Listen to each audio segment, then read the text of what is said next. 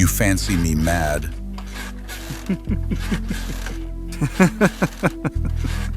How then am I mad? Hearken and observe how healthily, how calmly I can tell you the whole story.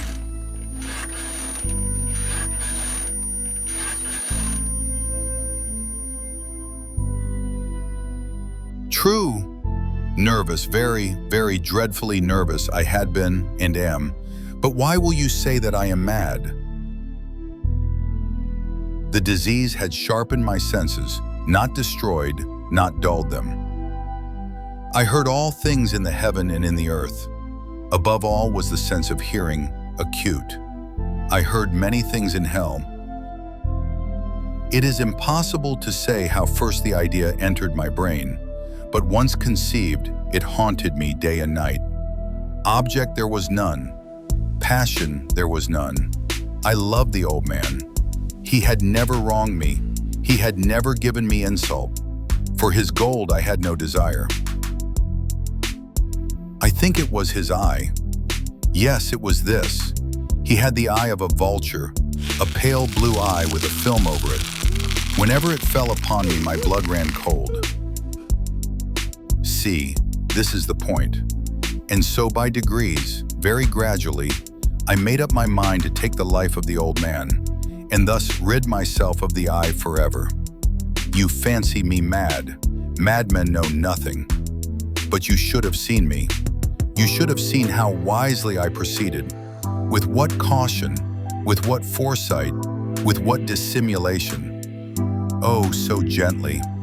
I was never kinder to the old man than during the whole week before I killed him. And every night, about midnight, I turned the latch of his door and opened it. And then, when I had made an opening sufficient for my head, I put in a dark lantern, all closed, that no light shone out, and then I thrust in my head. I moved it slowly, very, very slowly, so that I might not disturb the old man's sleep. Ha! Would a madman have been so wise as this? It took me an hour to place my whole head within the opening, so far that I could see him as he lay upon his bed. Oh, cautiously, for the hinges creaked. I undid it just so much that a single thin ray fell upon the vulture eye. And this I did for 7 long nights, every night just at midnight, but I found the eye always closed, and so it was impossible to do the work. For it was not the old man who vexed me, but his evil eye. And every morning when the day broke, I went boldly into the chamber and spoke courageously to him, calling him by name in a hearty tone and inquiring how he has passed the night. So you see, he would have been a very profound old man indeed to suspect that every night, just at 12, I looked in upon him while he slept. Upon the 8th night, I was more than usually cautious in opening the door. A watch's minute hand moves more quickly than did mine. Never before that night had I felt the extent of my own powers, of my sagacity. I could scarcely contain my feelings of triumph. To think that there I was, opening the door, little by little, and he not even to dream of my secret deeds or thoughts. I fairly chuckled at the idea, and perhaps he heard me, for he moved on the bed suddenly, as if startled. Now you may think that I drew back, but no. His room was as black as pitch with a thick darkness, for the shutters were close fastened through fear of robbers. And so I knew that he could not see the opening of the door, and I kept pushing it on steadily, steadily. I had my head in and was about to open the lantern when my thumb slipped upon the tin fastening, and the old man sprang up in bed, crying out, "Who's there?" I kept quite still and said nothing. For a whole hour I did not move a muscle, and in the meantime I did not hear him lie down. He was still sitting up in the bed listening, just as I have done, night after night, hearkening to the death watches in the wall. Presently I heard a slight groan, and I knew it was the groan of mortal terror. It was not a groan of pain or of grief, oh no. It was the low, stifled sound that arises from the bottom of the soul when overcharged with awe. I knew the sound well.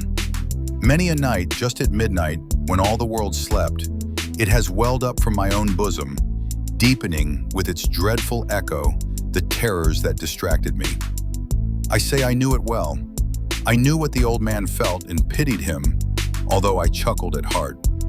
I knew that he had been lying awake ever since the first slight noise when he had turned in the bed. His fears had been ever since growing upon him. He had been trying to fancy them causeless, but could not. He had been saying to himself, "It is nothing but the wind in the chimney. It is only a mouse crossing the floor." Or, "It is merely a cricket which has made a single chirp." Yes, he had been trying to comfort himself with these suppositions, but he had found all in vain. All in vain, because death in approaching him had stalked with his black shadow before him and enveloped the victim. And it was the mournful influence of the unperceived shadow that caused him to feel, although he neither saw nor heard, to feel the presence of my head within the room. When I had waited a long time very patiently without hearing him lie down, I resolved to open a very, very little crevice in the lantern. So I opened it. You cannot imagine how stealthily, until at length a single dim ray, like the thread of the spider, shot from out the crevice and fell full upon the vulture eye. It was open wide, wide open, and I grew furious as I gazed upon it. I saw it with perfect distinctness, all a dull blue, with a hideous veil over it that chilled the very marrow in my bones. But I could see nothing else of the old man's face or person, for I had directed the ray as if by instinct, precisely upon the damned spot.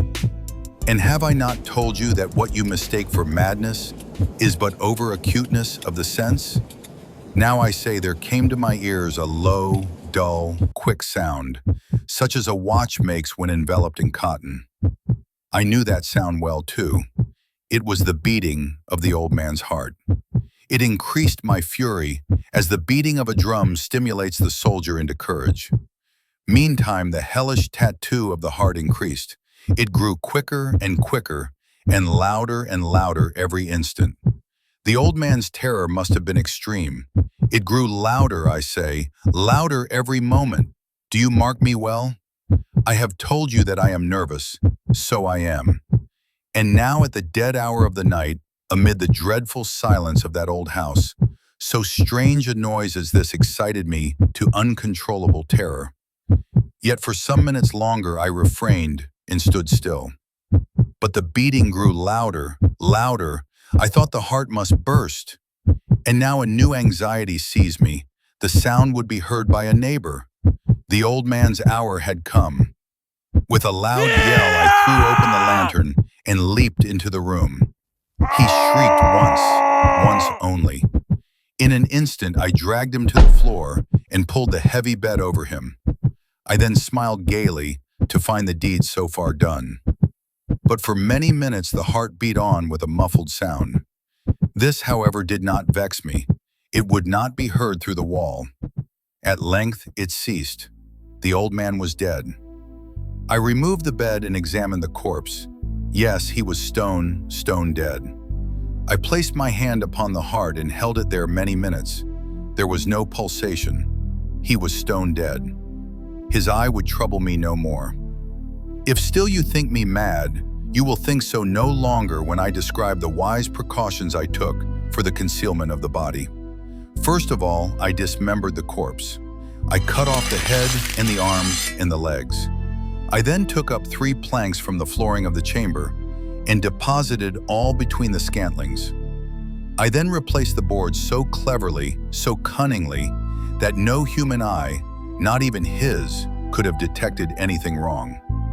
There was nothing to wash out, no stain of any kind, no blood spot whatever. I had been too wary for that. A tub had caught all. Ha ha! As the bell sounded the hour, there came a knocking at the street door.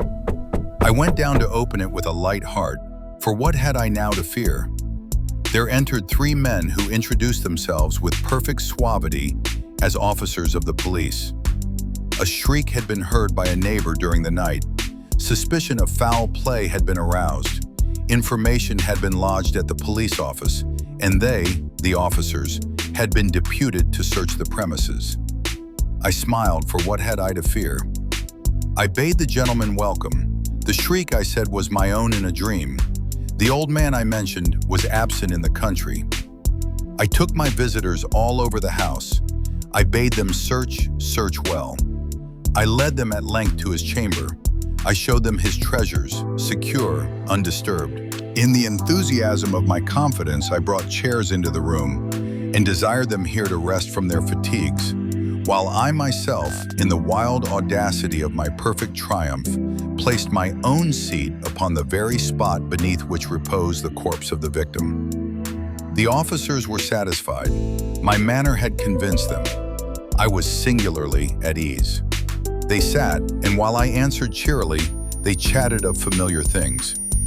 But ere long, I felt myself getting pale and wished them gone. My head ached, and I fancied a ringing in my ears. But still they sat and still chatted.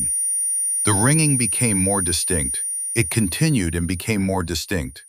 I talked more freely to get rid of the feeling, but it continued and gained definiteness, until at length I found that the noise was not within my ears. No doubt I now grew very pale, but I talked more fluently and with a heightened voice. Yet the sound increased, and what could I do? It was a low, dull, quick sound, much such a sound as a watch makes when enveloped in cotton. I gasped for breath, and yet the officers heard it not. I talked more quickly, more vehemently, but the noise steadily increased. I arose and argued about trifles, in a high key and with violent gesticulations, but the noise steadily increased. Why would they not be gone? I paced the floor to and fro with heavy strides, as if excited to fury by the observations of the men, but the noise steadily increased.